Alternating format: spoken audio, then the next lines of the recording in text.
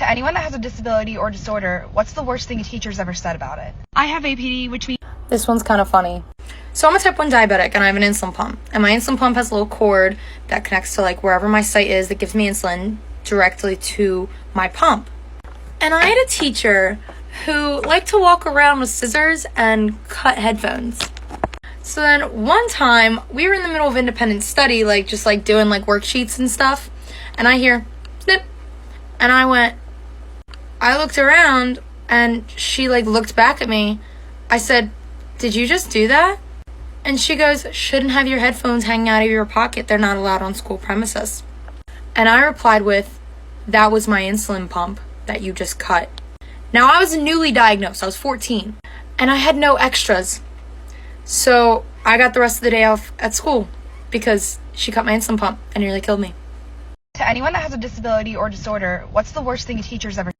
So I have ADHD, dyslexia, and I have a small speech impediment.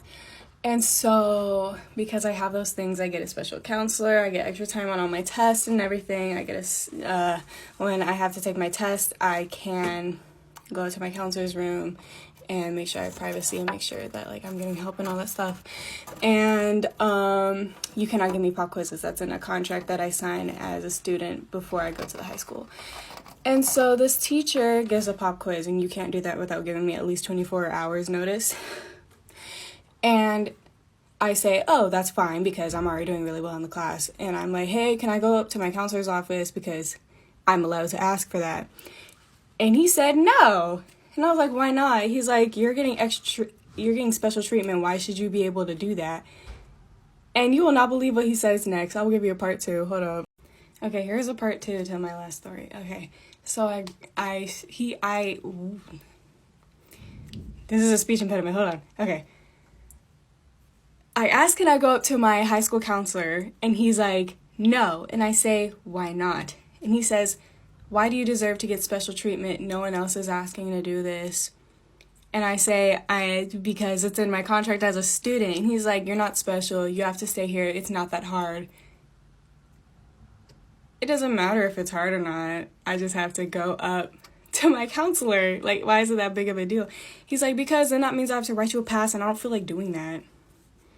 So I just sat there and I took the test and I failed. And then I told my counselor about it, and she yelled at him, and it was really funny.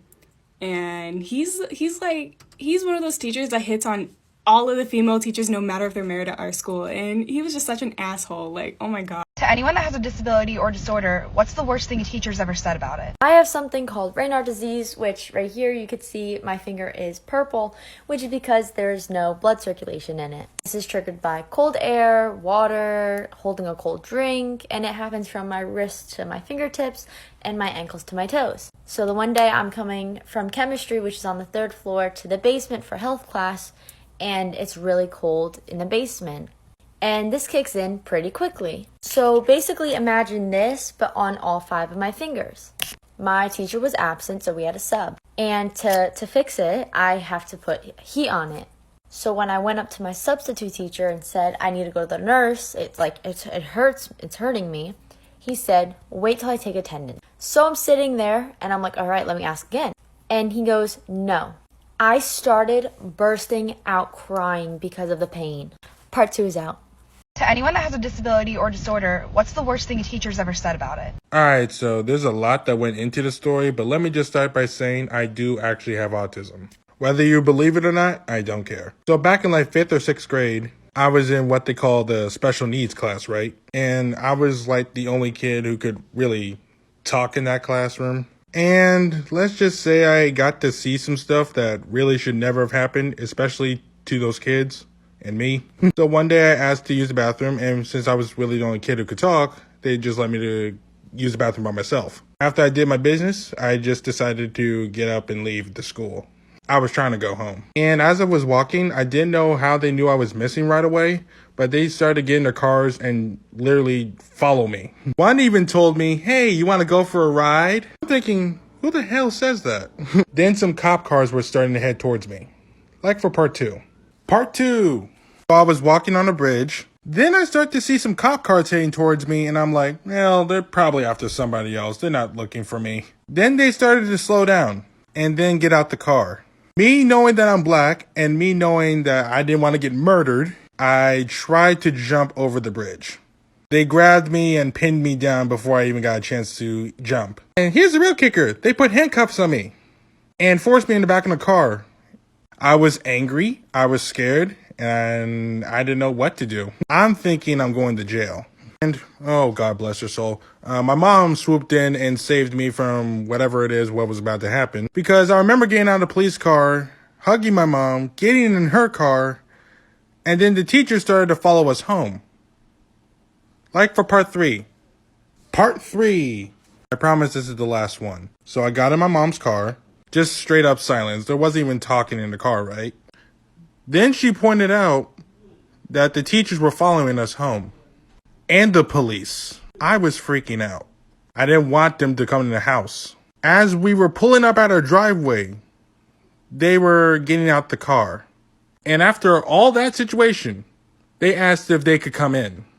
Me and my mom were like, hell no. She told me to go in the house and she would talk to them outside. I'm not sure what was discussed, but all I know is I didn't go back. And I think one of the last things the teacher said to me was, you really should be in jail. All I could do was cry.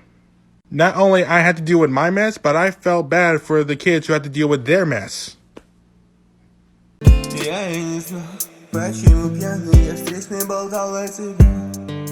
Как бы не так, я грустный на веселе. Я и не знал, что я в тебе потерял. Грустно внутри, не хватает тебя, в ответ опять тишина. Светофор повышила, до краев одолела. Тон на риск повышай, моя ставка обожглась. Хоть и больно, но терпимо, потекла, схожу с